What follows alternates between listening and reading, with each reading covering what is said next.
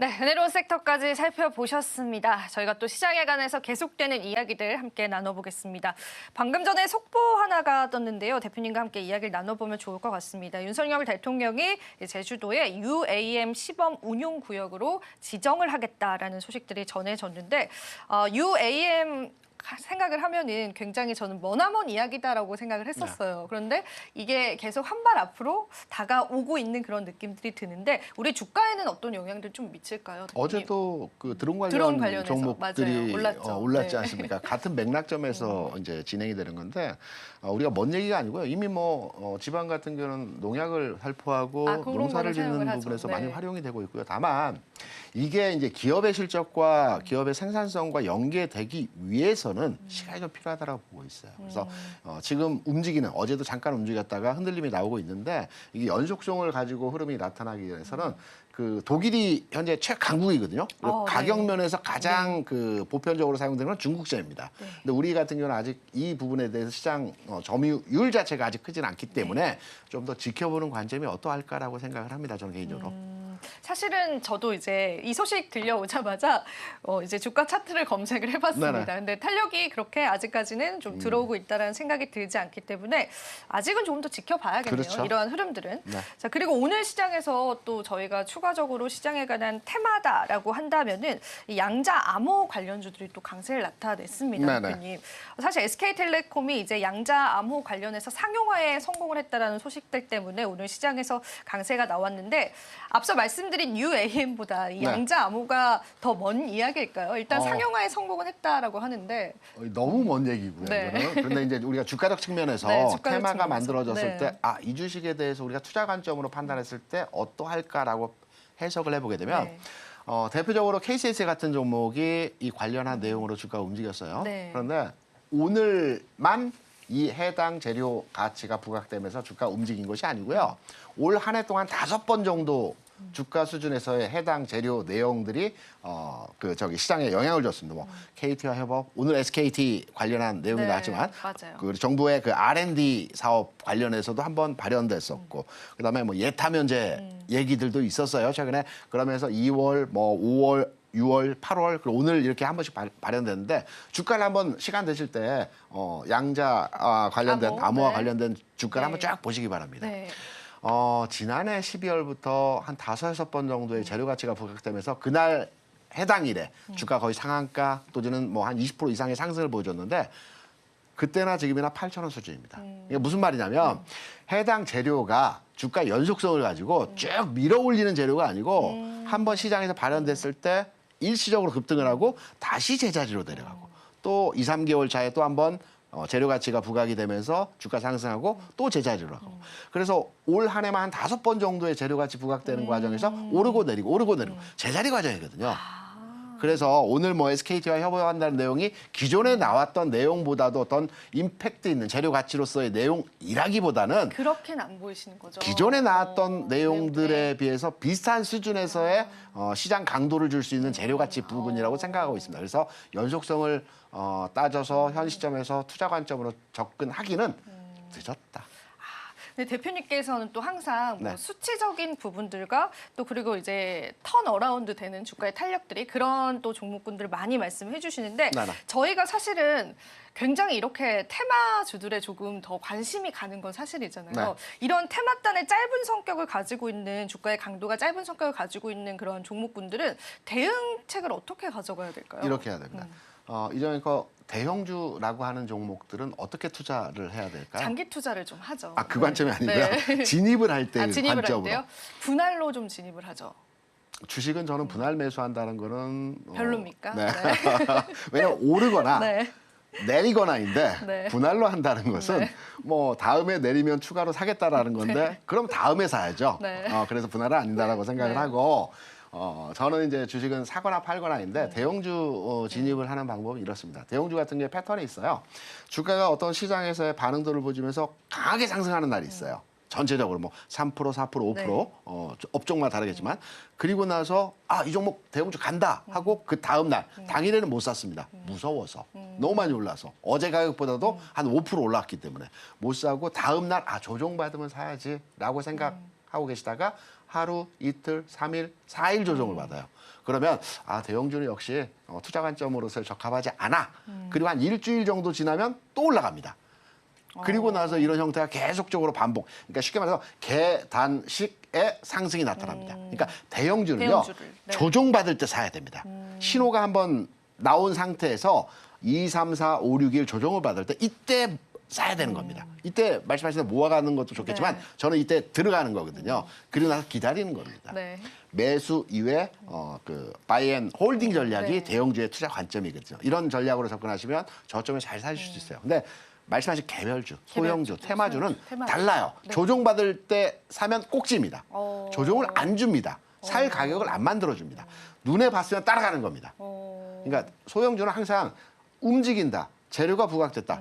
따라가고 손절 가격만 정하고 계속 주시하면서 판단하는 겁니다. 그래서 지금 오늘 장 같은 경우에도 제가 모두에도 중소형 종목을 중심으로 한 거래량은 형성되면서 시장의 전체적인 흐름이 이런 그 개별단의 종목들이 움직인다라고 네. 말씀을 드렸는데 나는 시장 대응력이 뭐 뛰어나서 언제든지 치고 빠지는 그러니까 들어갔다가 나오는 과정에서의 바로바로의 잘한다라면 시장 대응 가능합니다. 그런데 우리 방송에서 계속 종목이 올라간 종목들을 언급하는 경우들이 많지 않습니까? 맞아요. 네.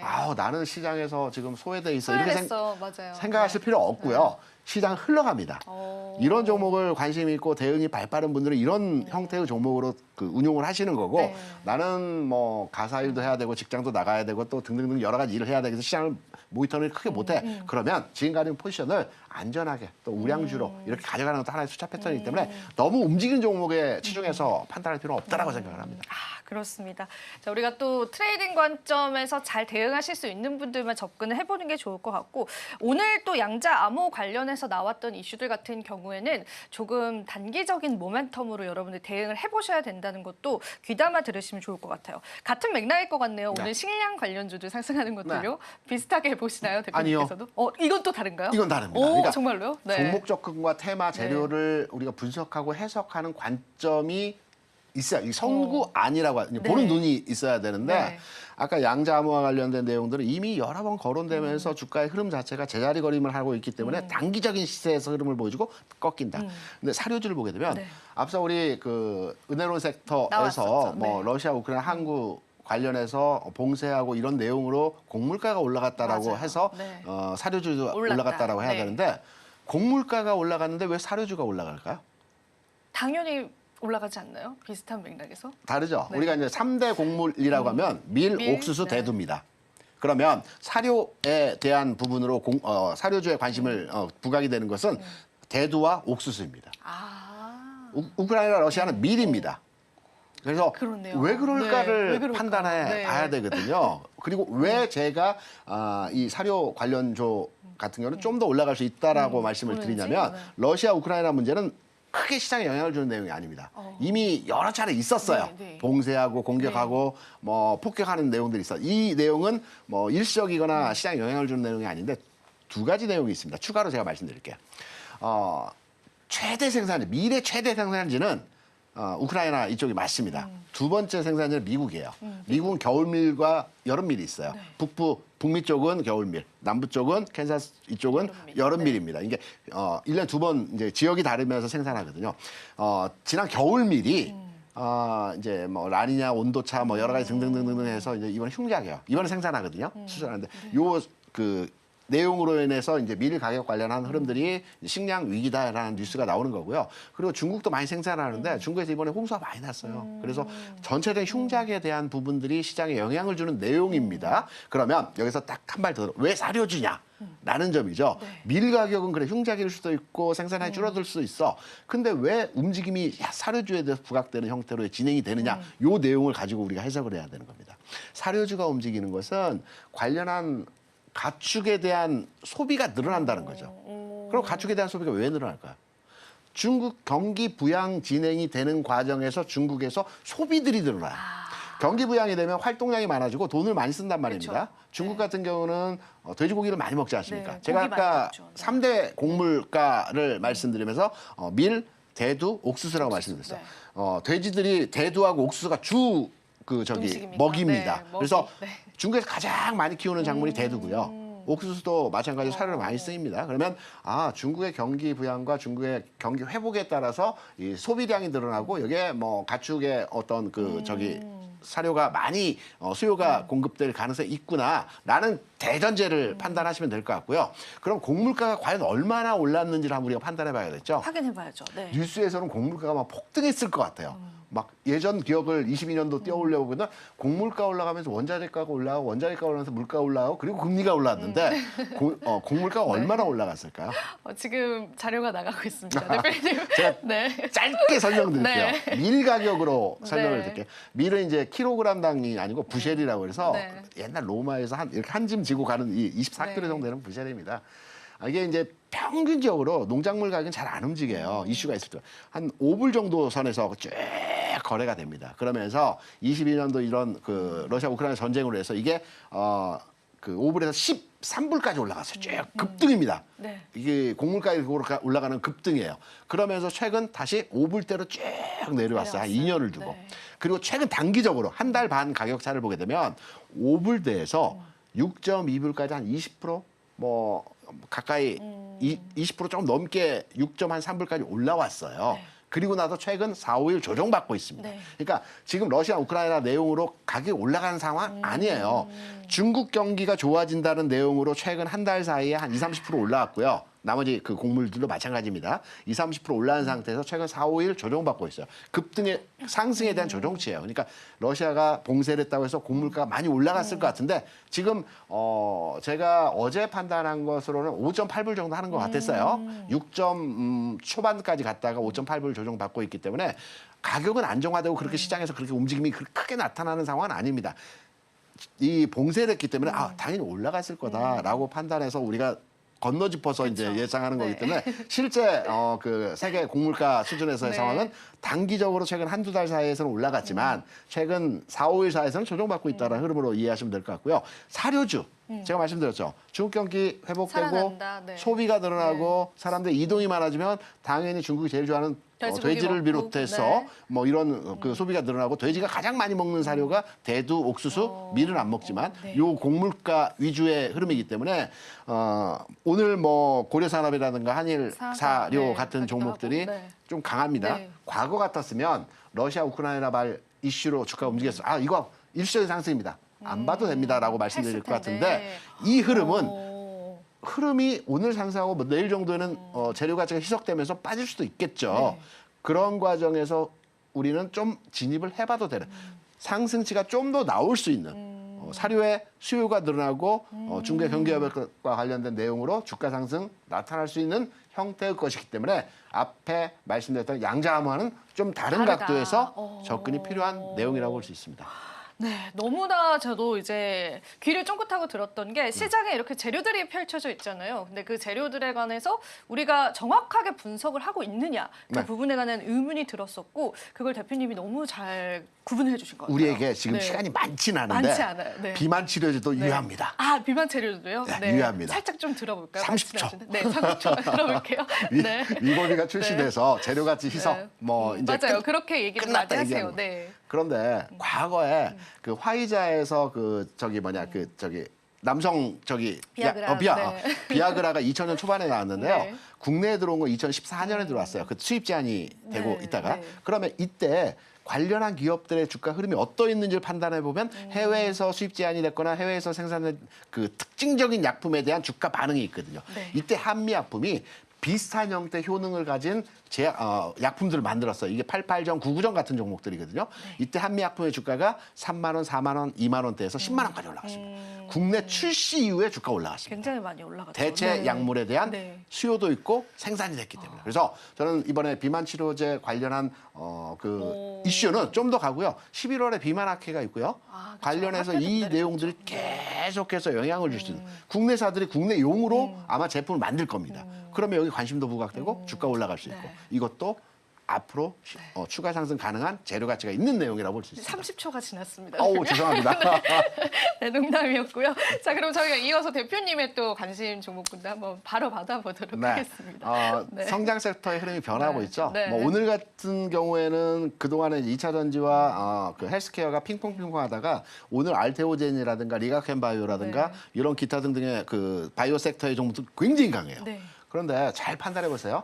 알테오젠, 리가켄바이오가 최근 고점 돌파했어요. 신고가에서 슈팅 구간이거든요. 맞아요. 우리가 보통 우상향 완만하게 움직이다가 고점 돌파하고 신고가형에서 슈팅이 나오는 경우들이 있어요. 그리고 슈팅이 나오고 쉬죠. 그렇다면 최근에서의 그 성장 섹터 내에서 흐름이 조금씩 바뀌고 있어요.